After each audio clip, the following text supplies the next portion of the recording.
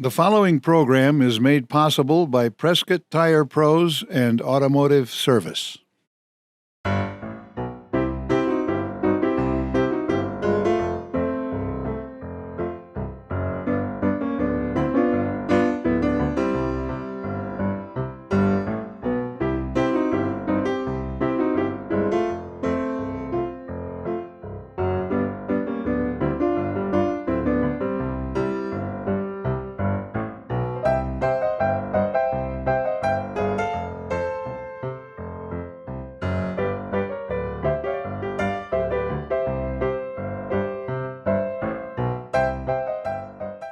Welcome to this episode of the Prescott History Hour.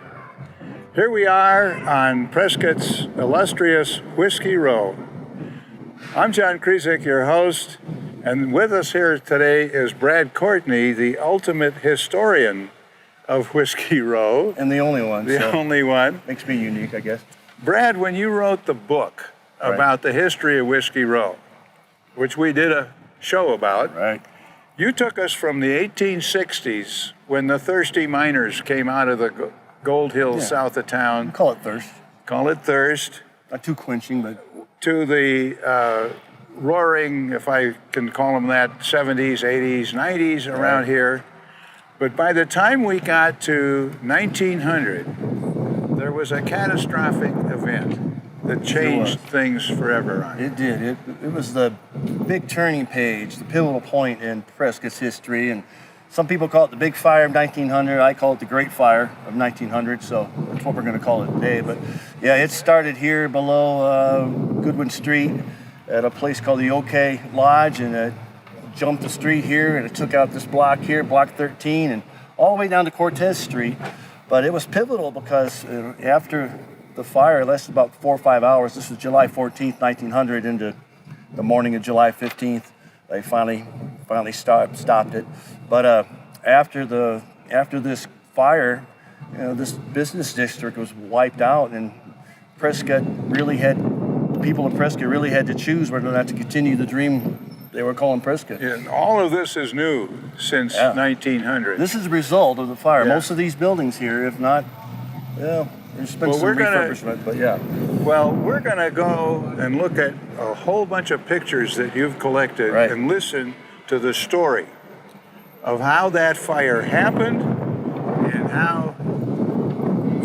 how Prescott grew like Phoenix from the ashes. That's exactly right. This is the true Phoenix of Arizona. The true Phoenix of Arizona.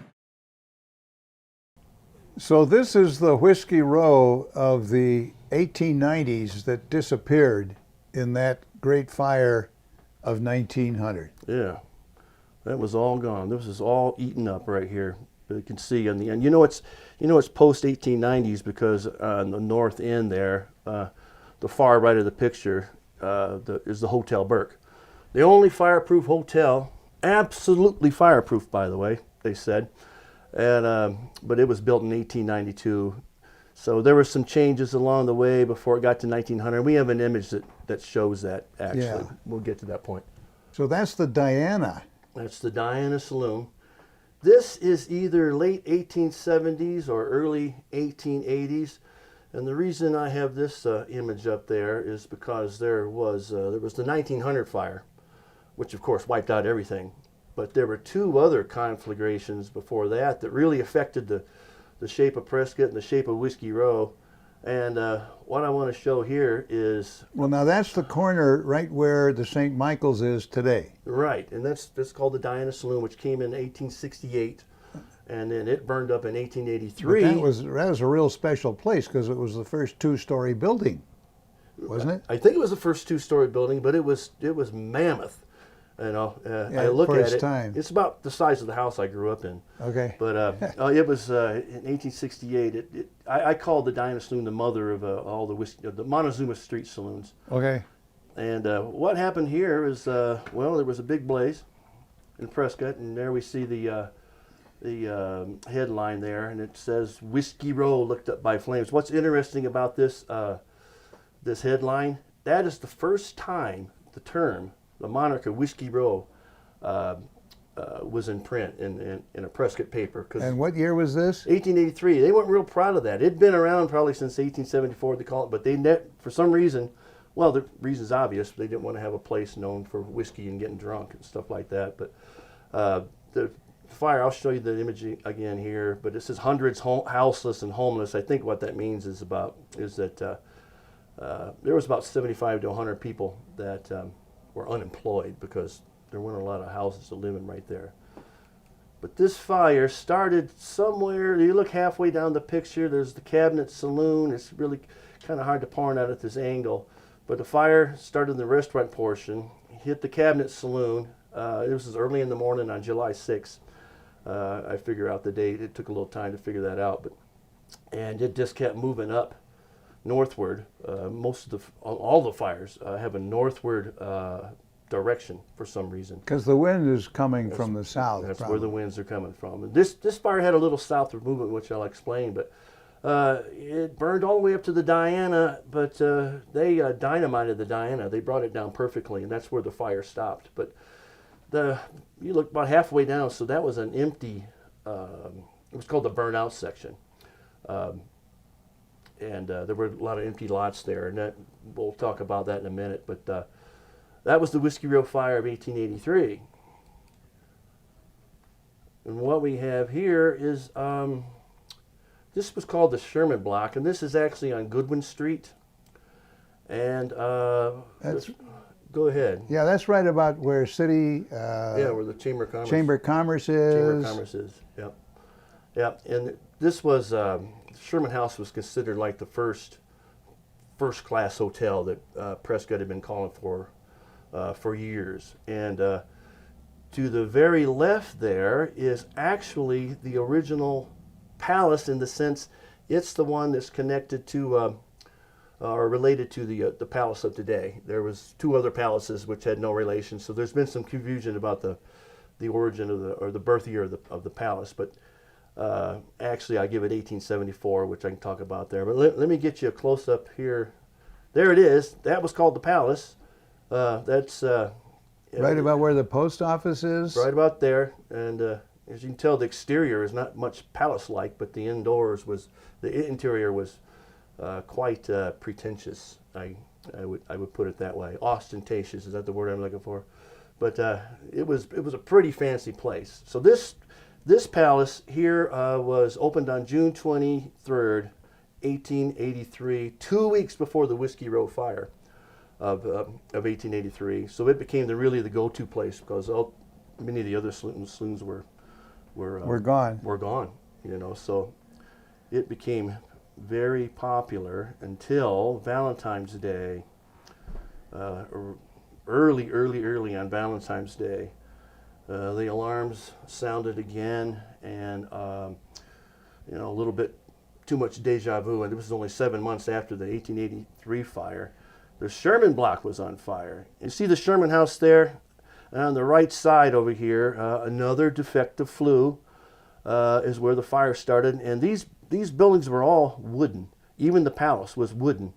When the palace was being built, the locals were saying, please, somebody build in brick. But the owner, Nathan Ellis, said, well, when everybody else starts building brick, I will too. But the cheap way to go was with wood, and they paid for that. So this entire block here was wiped out. So the fire moved to the east. You can see J.W. Wilson, that was a clothing store, so that was very flammable. So by the time it hit the palace, there was a inferno. And they were able to pull out a bar, they pulled out a billiard table, they pulled out the piano, and that's all they were able to get out. And this was when? This was early on Valentine's Day, 1884. Okay, 1884. 1884. So now the palace is gone. There's still these empty lots on Montezuma Street. Okay. So that's how Whiskey Row moved really over toward Montezuma Street, although Whiskey Row was more than Montezuma Street. And when they rebuilt the cabinet, where you see the palace is right now, that's where the cabinet was. And they rebuilt 2 lots over. And the palace rebuilt where the cabinet was. And sure enough, this time, finally, they built in brick and stone and iron. And these 3 lots here, we start with the cabinet, and then you see the bathhouse and the palace. That's where today's palace sits, because today's palace was a merger of the cabinet and Okay. palace saloons. So today, when you go in the front door of the palace, you're going right where that bathhouse Yeah, you're going is in the middle. Yeah, you're going in where Okay, I guess people took that's baths. yes. The cowboys and the miners, I guess, needed to clean up before they Right, went to the palace or the hit cabinet, Whiskey Row. which is not a bad idea. I mean, some of them came off the range and the mines, Yeah. so they needed to clean up a bit. But Okay. I think there's a nice picture of Thumb Butte there in the background. Now this picture here is, I believe, closer to 1900. You see to the left there, Sam Hill's Hardware, which was really a major store, and apparently that's where the phrase "what in the Sam Hill" came from, because he had so many unusual items. They would people would come in and go, "What in the Sam Hill is that?" But you look far to the right there, you see the Hotel Burke has changed its shape. It's now 3 stories. It's quite an impressive hotel. And again, it was the only fireproof hotel in Prescott, so they said. So now we're getting to, how did the fire start? There's been So this is up to 1900, and then the catastrophe then happened. it happened. The streets were quite muddy. For some reason, although there was a drought, there was a wet winter, so the roads were messed up there. But there's been a lot of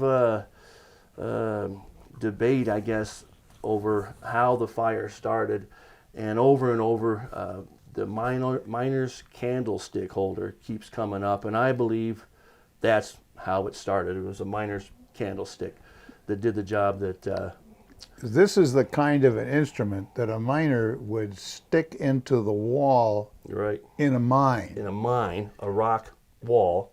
and it would hold a candle Yeah. so they could see what they were doing See underground. what they were doing, right. The story that is that I believe is the Accurate. the most accurate was that there were 4 miners, and to the right you can see the OK Lodging House, and they were lodging in one of the rooms there for $1, 25 cents each. This is the southwest corner of Montezuma and Goodwin. The southwest corner, yeah. So what you see here, so today where you see this big building to the right, that was called the Grandview House, but it's most often called the Scopel House. An Italian man named Ferdinand Scopel owned it. But yeah, that's so Sam Hill Cigars sitting there, and you see the courier office on the top there as well, so it was a multi-use kind of a building.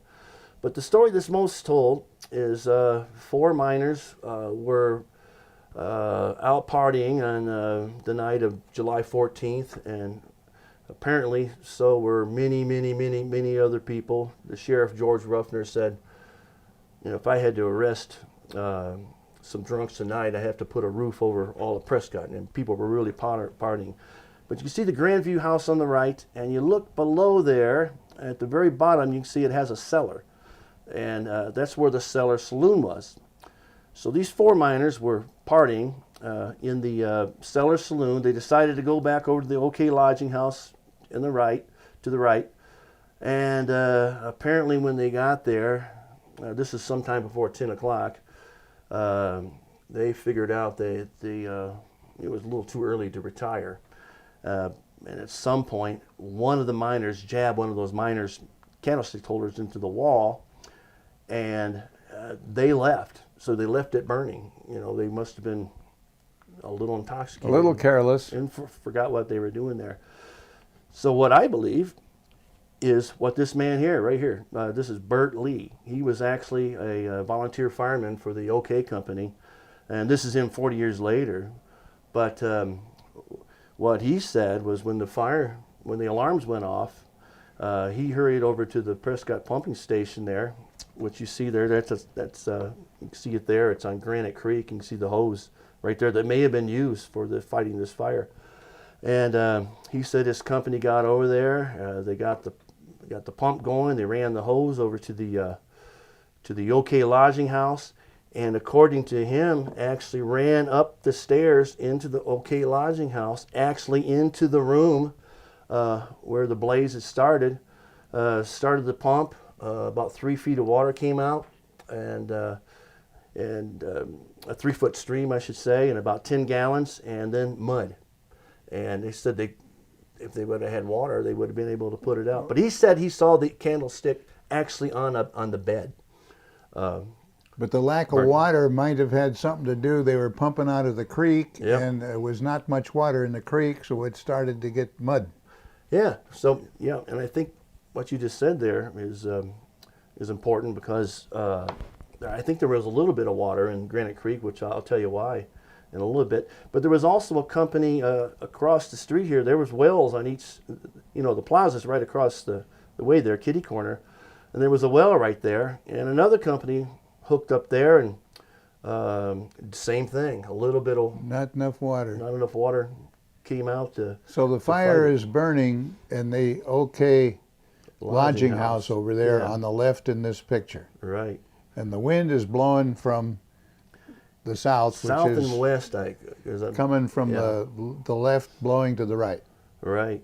And so they started dynamiting. And the building in between the OK Lodging House and the OK Annex, I believe it was blown up, to try to take away the fuel of this fire. So But- dynamiting was a technique to eliminate the fuel. Eliminate the fuel, correct? Okay. So the big mistake here, now we're looking at the Grandview House on the right side here, also the Scopel Hotel. They decide to blow up the Grandview House. And I don't know if they had any experience of what would happen if you tried to blow up a brick building. But what happened was they set the dynamite. It blew. No deaths were reported except in the Arizona Republican. But according to the Arizona Republican, which it was called the Phoenix paper, there was a man on top here when they were getting ready to blow, and he was standing on the top, and they got a ladder for him to get him down, and they were begging him to get down, and according to the paper, he just maniacally laughed, fell back into the fire, and was burned up. So, according to the Arizona Republican, there was one death. So anyway, they dynamited it, but it kind of acted like a cannon, and according to one eyewitness, he said the masonry stood firm. And this picture here is interesting because you see to the left and the top, you can see where the masonry actually It held. it held. And this is from the plaza. This is from the plaza, yeah. Okay. Looking south and west there. So we're getting this is a few days later. They're getting ready to set up camp on the plaza there. So, but what happened is the Grandview House acted kind of like a cannon. The embers flew over toward Granite Street to the west, and that's when it hit the Union Saloon, and then you see this is famous because of the cribs you can see to the right. Okay, now this is the corner right north of the football field there. This is right, directly across from the football field. And you Yep. can see the top of the old courthouse in the distance there on the right. Right. And you can see it's all wood. So the embers hit the Union Saloon. So that was kind of a new discovery for me that the fire actually approached Montezuma Street from behind. It jumped Goodwin Street. over here. Okay. Yeah, and it went to the left, south, north and west. And so Granite Street caught on fire, and right behind the Union Saloon, a little to the right there, was Sam Hill's Hardware. But you can see what it did there. What we're looking at is Granite Street and then a little bit of Montezuma Street there. You can see how both are wiped out. The reason we got this photo image up there is you can see Chinatown. I always thought Chinatown filled up, the Block 100 portion of Granite Street, but it looks like you can see where it starts right there, then goes down past Goodwin Street, past exactly where the football field is today and the school. So the Chinese were able to prevent their area from going up in flames because, according to Gil Gardner, he said they got their mattresses, soaked them in Granite Creek, put them on top there along with blankets. They soaked everything they could, and so when the embers blew over their way, it landed on wet mattresses, and so they saved their place. But you can see to the left there, you can see what's left of Sam Hills, and see what I got there. There's, of course, what Sam Hills looked like. Before the fire. And of course, Before being the a fire. hardware store, it was full of stuff that was flammable. Ammo. Yeah. You can see here in the thing, they're firearms, so they had all kinds of flammable stuff, oils. Okay. So when it hit Sam Hills, things went haywire. That's where the fire picked up its momentum right there, and hit the Montezuma Street. So it part of really, Whiskey Row. really blew up along Whiskey Row. Yeah, and Sam Hill was out of town, so he didn't have time to get stuff out. The fire was, hit it that quick. So he had the biggest loss, actually. He had $80,000 worth of $80,000 loss, and I think that's like $2 million in today's terms. So, yep, that's when it really started taking off and So the fire at this point is moving north. moving north.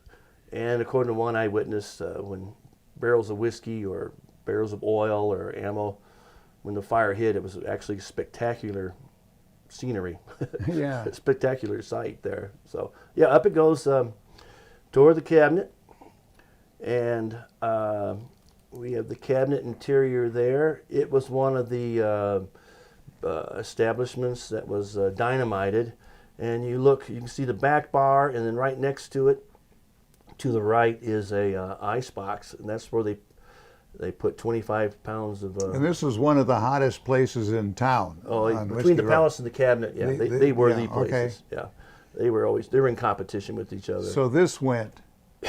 Yeah, so it blew up.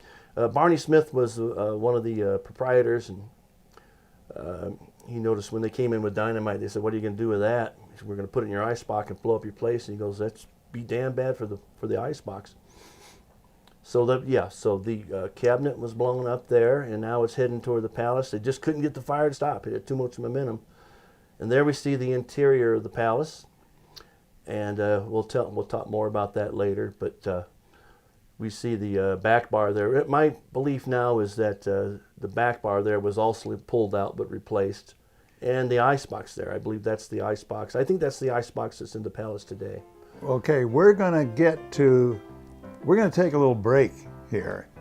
But that story of that bar being saved, Is my favorite. that's a story that we've heard for years, and we're going to get into that detail right after the break. And we'll be right back with more of the story of the Great Fire of 1900 in Prescott, Arizona. This program has been made possible by Prescott Tire Pros and Automotive Service.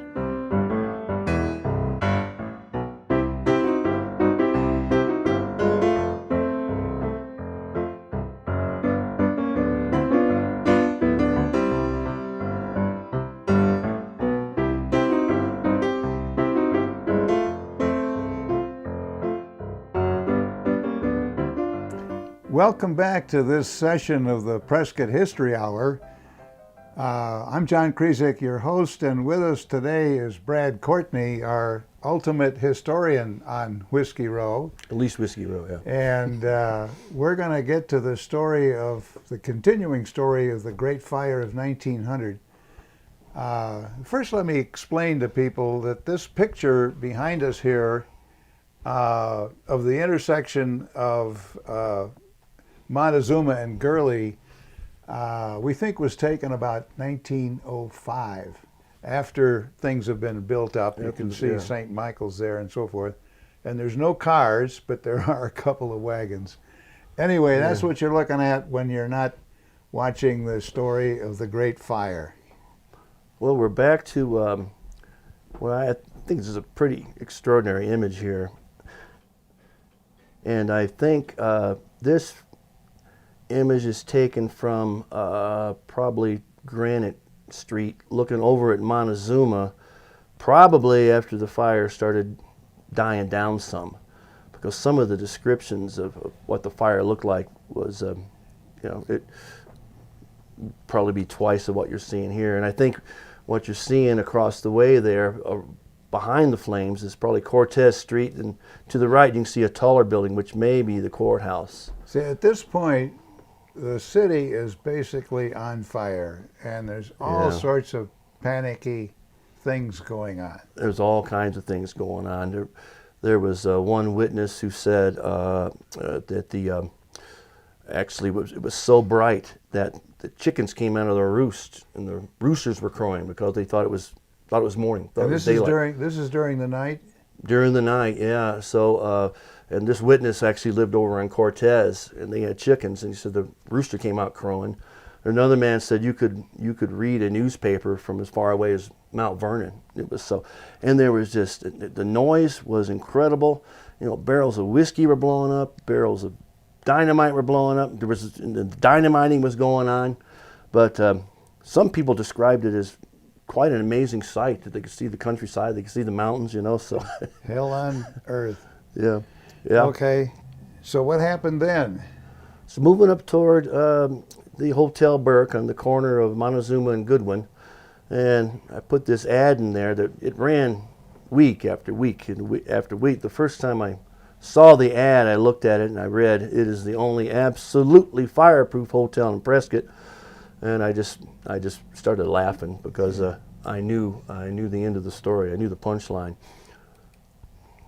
Back to this photo there, you can see to the right the Hotel Burke, and the hope was at the time that they decided not to dynamite the Hotel Burke because they were relying on the belief that it was fireproof, and they were hoping the fire would stop there. But the fire was so great.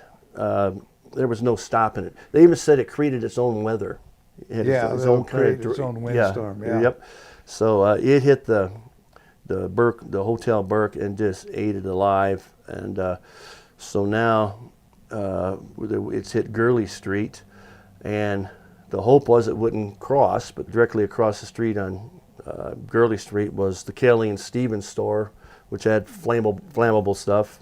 It jumped, and Kelly and Stevens store was on fire, and it was hoped that, you know, maybe the only reason it turned east is because on the corner, where right around where the atrium is now, there was a barn there full of flammable material, and the conflagration, the inferno, was so hot, just the heat itself ignited this barn across the street from Montezuma, where the Brinkmeyer Hotel was, and the Gurley Street portion of the plaza area, it was attacked from behind as well. So that's how it turned to the right, and now it's heading toward Cortez. So it's heading toward Cortez, and on the corner of Cortez and Gurley was a drugstore owned by a man named Harry Breesley, who actually had a place in the Hotel Burke as well. But the fire was moving toward it. There was in between there was a liquor store owned by Jake Marks, who was a really popular fellow, but he had full of whiskey, and one of his employees said, "Don't you think, Jake, we ought to take out get the liquor out?" And he goes, "Nah, we'll just start drinking, and we'll never get this fire out." This is at the corner of Gurley and Cortez. Across the street, the Bank of Arizona was going through some refurbishments and had a pile of lumber there, and it was about ready to catch on fire. And Harry Brisley saw this, and then he saw a soda fountain. So he pulled it over there, and he sprayed carbonated water all over it, and that was how he was able to stop it. So I wanted to say this. You know how they said the wells were dry? Yeah. Well, the story is, this came out later, I found this, you know, many of the stories came out after the fire, because after the fire they weren't talking about what had happened during the fire, they were talking about rebuilding. So years later, the city water engineer said that he actually got up to the reservoir on where Mount Vernon is, released the water down into the wells of the plaza, so there was water there, except people just didn't realize it, except on this, what would it be, the northeast corner of the plaza, there was formed a 100-man bucket brigade, so they saw the water there. And these two boys, across the street on the east side of Cortez was a row of buildings called Office Row. And they never had a problem mentioning Office Row. It was just Whiskey Row they had a problem with mentioning it all the time. But there was a hotel called the Bellevue House these two boys climbed on top, and when the embers would fly across the west side of Cortez over to the east side of Cortez, the buildings there, the men would hand them a bucket of water, and these boys were quick of feet and brain, and they were able to douse the embers so that, you know, otherwise the whole town might have gone up to the east there. So these boys kept on going down the way there, and they were lauded as heroes. And when the fire ended, you know, they told them, "You can go on home, boys." So, Okay. you know, one of my favorite stories that some of the men who fought the fire got a big kick out of happened as the fire was moving north toward the Hotel Burke, and of course the businesses wanted to get their inventory out into the plaza so they would have something to work with or something to sell when the fire was done. And Harry Brisley was a pharmacist, and he was one of the key eyewitnesses of the fire. I think he saw that fire from almost beginning to end. I know he saw it when they tried to put it out there in the corner where the Scopel Grandview House was. But as the fire was moving north, Harry Brisley had a drugstore. He had two drugstores actually, but he had a drugstore in the Hotel Burke, kind of probably where the St. Michael's Alley is today. And he was getting out his inventory, and along came this lady, probably a professional. In other words, a prostitute. Whatever that means. Yeah. Anyway, she didn't have a lot of inhibition, and her method of helping, and she was a great help, was she'd run over to the drugstore, lift her skirt up, the men would load it up. She'd run over to the plaza, and then she'd dump the contents, the stuff, and she'd run back, lift her skirt up again, and somehow this stood out in the minds of the men. That was this little entertainment. A little entertainment in the middle of the fire. While they were But fighting. it was part of the scramble that went on during this fire to save stuff. Yeah, and that plaza was just full of stuff that they would use later, so they could stay in business while they're rebuilding. Well, you told another story about how, with the fire bearing down on them, the bar owners offered free beer. Yep, Barney Smith actually yelled to everybody, "Come and get it!" and didn't have to ask twice. So they'd run in and grab the barrels of whiskey and beer or whatever, the bottles of whiskey and whatever, and they'd go back out to the plaza. And there was a lot of looting that went on as well too, of course. Yeah, but some things never so the changed. fire is bearing down up Whiskey Row, and the patrons of the bars are trying to help out. They're trying to help. They're helping out by reducing the inventory a little bit. Yeah. But there was manpower on the scene to drag stuff out across the street. Right. It just what a scene! The whiskey just didn't. What a scene! It's one of those things that didn't last though for some reason. And the beer just didn't last. Yeah. So the fire, about 4:30 a.m. Finally ended, and of course everybody was exhausted. And somebody announced that on the plaza, the proprietors of the Cabinet and Palace Saloons, Bob Brow for the Palace and Ben Belcher and Barney Smith for the Cabinet, that they were offering free beer on the plaza for anybody who fought the fire. And Harry Brisley said that that's some of the best words I've ever heard in my life, free beer. And apparently the days following, as they started to rebuild and put up Tent City there, the beer was still free. And there are all kinds of reports about how cheerful the people were, even after this great catastrophe in Prescott. And a man who worked at the Sam Hill's hardware store said, well, there was a good reason for that. His last name was Greenwood, William Greenwood. He said, well, people were happy because 2 words, whiskey, beer. And how to fight a fire. Yeah. How to fight a fire. And how to rebuild a city. Just put whiskey and beer out there. So They were having a good time. All So that's how Whiskey Row revived itself in 1900. whiskey and beer. That's great. So the fire's heading down toward The train station. yeah. So on Sheldon, and this is actually I was able to find an actual picture of the depot, but you can see the trains to the left there, and the people there were concerned about important documents and etc. being catching fire, so they loaded up the train, had them ready to go.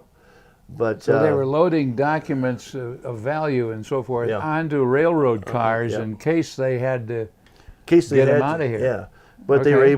were able to stop with the fire to stop. They kept dynamiting. Finally, So the fire did not get that far north. it hit as far as Willis Street, and we have some pictures that actually show that. So the fire, it was about 4:30 in the morning, and they dynamited one more saloon, and that stopped it.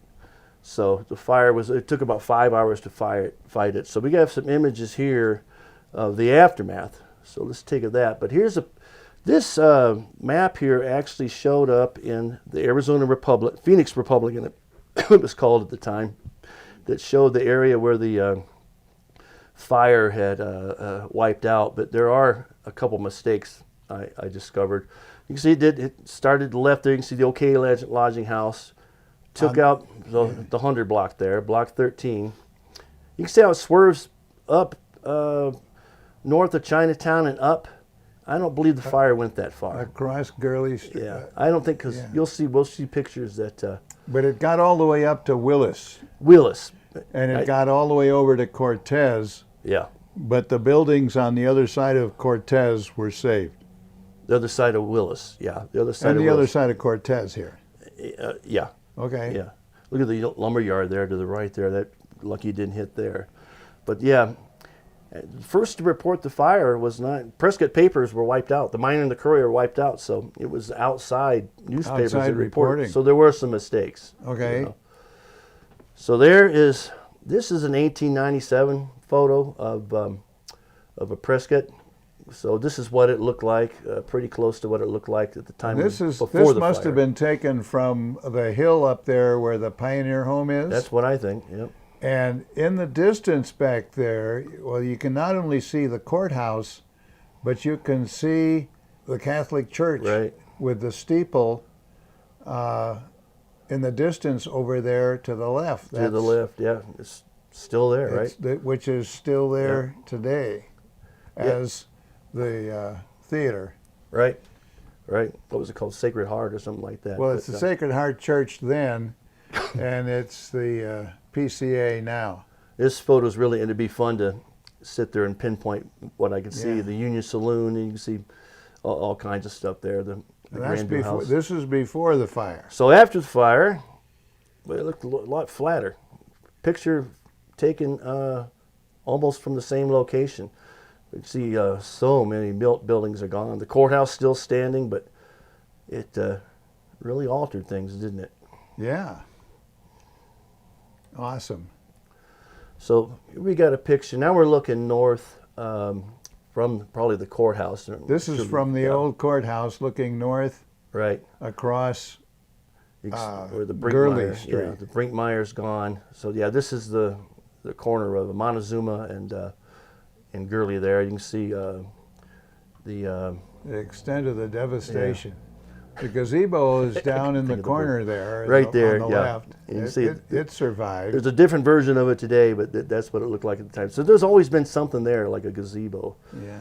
But the also thing you can notice here too, it's when I first started researching all this, many times they said Prescott was all because Prescott was a town of wood, and every building was made of wood. But you can see a lot of the brick Yeah. remnants still standing. Some So things survived. there was plenty of brick at the time, but the fire was so great it just Yeah. took that out too. This image here is where you see the Phoenix Saloon there. That is right about where the Mile High football field is now. And you can see there. You can see the the church steeple again there. But you can see the tents going up. So we're actually looking at the western portion of Goodwin. Right, of the 100 block, they call it, or block 13. Okay. And if you look real close, you can see the back end of the palace still standing there with the brick. And now we are looking. This is looking straight west straight across west, yeah. Montezuma. And this, look at all the But look at the debris. ashes. I mean, this is totally burned. You can see by the tree line in the distance along the creek that the fire did not go that far. It did not cross that far. So that's where the map kind of had an error there. Look at it. It totally leveled that section of Whiskey Row. You could still see the debris in the street from the buildings being dynamited. There was still some left, and Tent City slowly going up at this point there. Okay. Now we're moving north up. Look at the debris in this image. And there's the facade of the palace in the background there to the right. And I believe, I forget the name of that other brick building there, but just to the right of it, that's where the cabinet sat, and it was blown up. And then the bathhouse. So a little bit of the palace stood. We'll get a closer look at that in a minute, but it's just amazing to me. You might even see that in this picture, it's kind of hazy. There might be some smoke It's still still there. smoldering at this point. So this was taken, especially when you see all the debris out on the road there. This was taken probably shortly after the fire. It's pretty much the same location there, but Tent City is... Yeah, again, you can see that facade of the palace across the street. Yep. But the Tent City is emerging on the plaza. Right. Probably the double tent there you see is probably where the cabinet saloon's set up. To the left there, you can see it's kind of wooden. That's probably where Robert Brow put up his temporary saloon, which we have an image of coming up here. But so the merchants downtown wasted no time in getting back in business across the street from where the fire had burned them out. Some reports I've seen, the next day they were getting things back in order there. And to the right, you can see what's left of the Hotel Burke, a little bit there. And now we're looking northward again there. Now you can see what's left of the palace, including the back end there. There was a dining room. You can see to the right, it's kind of like a square part of the building there. There was a dining room back in that area and a kitchen. So. And then you see... And this would have been about where the St. Michael's is today. Exactly. On the right. Yeah. Okay. So what you see there, you see these boys who were given a certain amount of money to stack these bricks, and they were paid by the brick. And one of the guys grew up later and said there was a lot of theft going on from one stack of bricks to the other. Boys would sneak bricks over to their pile. But that is they're getting the bricks ready to rebuild the Hotel Burke there.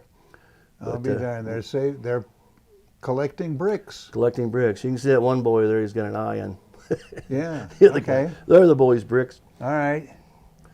And now I think this. Now this is the Tent City across Montezuma. Yeah. And you can see the old courthouse there on the right. And I think this is pretty extraordinary. If you do some close-ups, you can see there's the headquarters saloon. This is like one fellow said, that the only time the plaza had businesses set up on it there, and that kind of use, because it was set aside for just public use. And this is place still to hang out. the fire was on July 14th. Yeah. So this is probably just a few days later. Yeah, probably here more than a few days, because you see everything. You can even see. We'll get to the. This took a little while. I don't think it went up that fast, but this is where, if you're coming from the south and you'd be driving onto Whiskey Row. And Montezuma, by the way, is a dirt street. Yeah, yeah. But so here's another view. Look at the from the other direction. construction in the plaza. Yeah, we have wooden buildings and probably within weeks of the fire in 1900. Yeah, they wanted to get things back in order very quick. So, yeah, and then they had the job of putting back together more beautiful than ever, of what was there before. Yeah. But you can see the Cabinet Saloon there, Belch and Smith, and one of those is probably the Palace Saloon there. Yeah. And now we get to Now tell us, who is Bob Brow?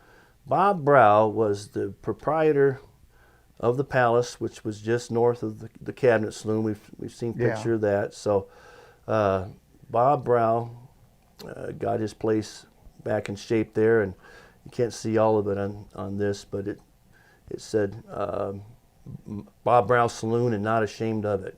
So, and you look in there. I've done close-ups of it, and sure enough, you can see the famous Palace Bar. So when you look closely at the details of what's inside the door, Yes, you're seeing the bar. the bar that was put in there in 1897, which I will talk about. Another thing I wanted to say is when they pulled out the bar, they pulled out the back bar, but they pulled out the whiskey. That's a lot of men were more concerned about getting that whiskey out there, and the beer. They pulled out a piano, and the piano player came out into the plaza. His name was Ed Wilson, I believe, and he started playing the popular tune at the time. There's a hot time in the old town tonight. It was a hot time in the old. So this has all been, the fire itself happened at night. Yeah, When it started, the bars were still open. yeah, So there's an approaching fire, and the customers at the Palace decided to save the bar yep.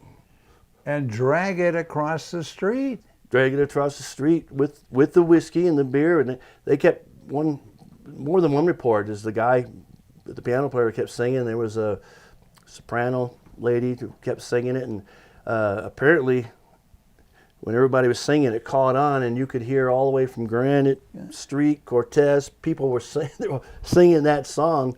So It sounds like people singing on the Titanic. yeah, except they were. Now, how do you know? How do we know that bar actually came out of the Palace Saloon as we know it today? And we're going to find out. There's another picture you've got that There we shows go. Oh yeah, the bar. there it is. Now, this was taken about what year? Well, it had to be after December 1897, because when the report of the new bar being built after the palace had burned down in 1897, So the fire of 1897 was just within the palace. Just within the palace. Just within the palace. And when they installed it, And they had to recondition the bar or rebuild that. they got bar. a brand new bar. They got a brand They got new a brand bar. new bar that probably came from San Francisco around the Baja and up. This fire occurred in November, and by December they had the bar. So if we can zoom in on that bar right there, Without a doubt. that matches the bar that's there Without a doubt. today. Right. And that today, and I believe the icebox to the right there. And I believe they pulled out, you can see the back bar in the back. I believe they pulled it out but replaced it, is my belief. Okay. But that bar, one of the reasons you know it was that bar was because of the type of wood they used. Right.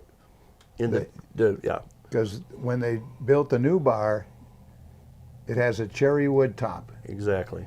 And that was described in the report. So the best you've been able to discover is that is the bar. I don't have a doubt. I have no doubt at all.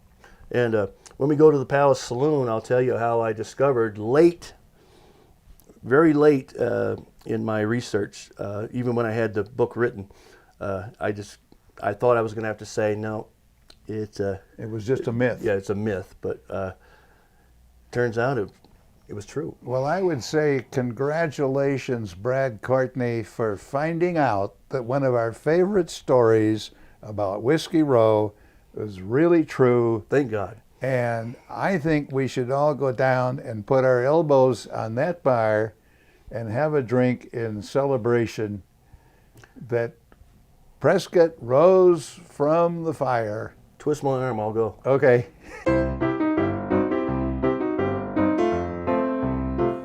So this is the bar. This is the bar. So Brad, how did you discover or find out that this is really the bar that got hauled across the street? Of how I found out that the legend is actually true? Well, it's a good story. It's a historiographical journey. Hope we can use that nice word. word. It makes me sound smart. But when I first decided to research the history of Whiskey Row, that was one of the first legends I heard. And as I was researching, there were some of these legends that I was going, oh my gosh, that's not exactly the way it actually happened, So I was debunking a lot of the legends, or revising them, I should say. And the one I didn't want to debunk the most was the story about this bar being pulled out. And when I first got here, a lot of the local historians, I would say almost all of them, believed that was a myth about this bar being pulled out. There's no documentation of it. And sure enough, after the fire, it was not in the newspapers that this bar was pulled out.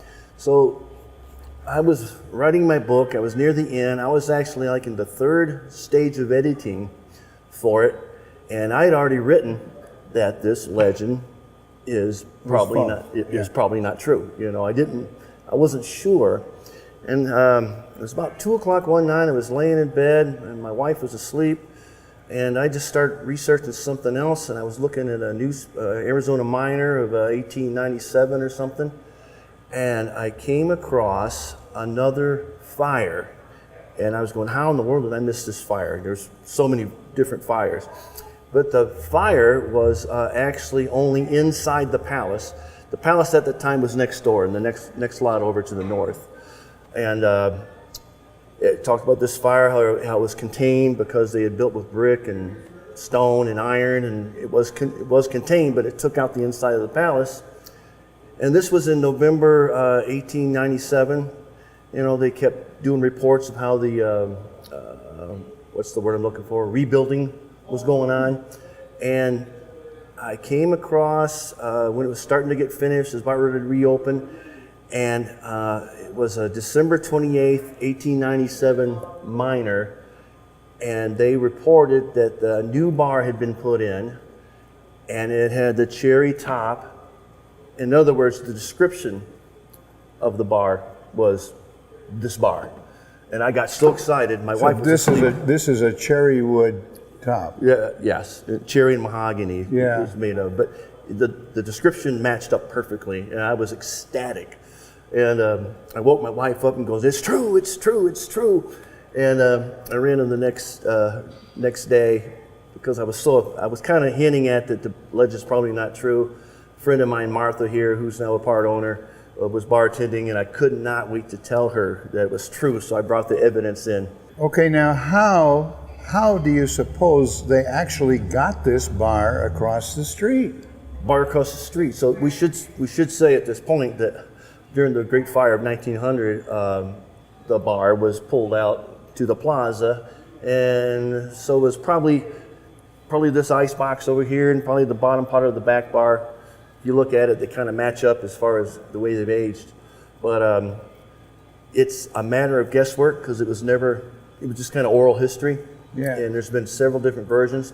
One is there was just enough men in here and they got under it. Maybe they, like you said, They might have put rollers under it, sure, and to get it out. pulled it with horses or enough manpower. Right. But they got this bar across the street before the fire consumed the palace. And they had to hurry because Yeah. it was coming fast, and they were Yeah. dynamiting along the way. But yet there's been horses have been given credit for it. I saw one story about how oxen they hooked up oxen, pulled it out, but they got it out there some way. Well, and then that they was a reinstalled it. heroic deed. They saved the bar. Oh yeah. And we can tell our visitors today that this bar is the same one that was hauled across the street in 1900. Not a doubt in my mind. Yep. Great. And they took the whiskey too. I thought that was really They heroic. had to save the whiskey, Yeah. I mean, of course. that's heroic. Absolutely. After all, it's Whiskey Row. It's Whiskey Row. It's whiskey. Okay, What's good. Whiskey Row without whiskey? When it comes to fires around here, we had a scare in 2012 when a fire started, I believe, in the kitchen of the birdcage, which was right over here, and 3 buildings were lost, but that's all. And out of that, we gained this holiday courtyard, which is a very nice place for events right in the middle of Whiskey Row. So that's the story of the big fire of 1900 that changed this town forever. When it comes to preserving this history around here, we're very grateful to the owners of the Palace Saloon, which is basically like a museum, Living history a museum. living history museum. Right. Yeah, and that credit starts with Dave Michelson 20-some years ago, who decided to make it that way, and then Scott Stanford came along and added to it, and now it's switched owners to Dennis and Derry and Scott and Martha, and I'm looking forward to seeing what the future of the palace is going to be like. And we will do our part to uphold the traditions at that bar. Exactly. Right. Yeah. Drinking whiskey and Whiskey Row. Yep. All right. Now, when it comes to the book that you wrote, The History of Whiskey Row, this is available in certain stores around here, Several right? places, yeah. Some people say you can buy it at Costco, but that's, I don't know about that. But yeah, there's the Old Sage right over here in St. Michael's Alley, the Paragon. And if you want a signed copy, you can always email me at whiskeyrowbooks@gmail.com and if you want a signed copy. So that's the existing book. You're going to write another book now. Right. It's going to focus around the Great Fire. Around the Great Fire. And there'll be some improvements to Okay. what was done in this book. All right. Anyway, it's a fun story to tell. Thank you for being with us for this episode of the Prescott History Hour.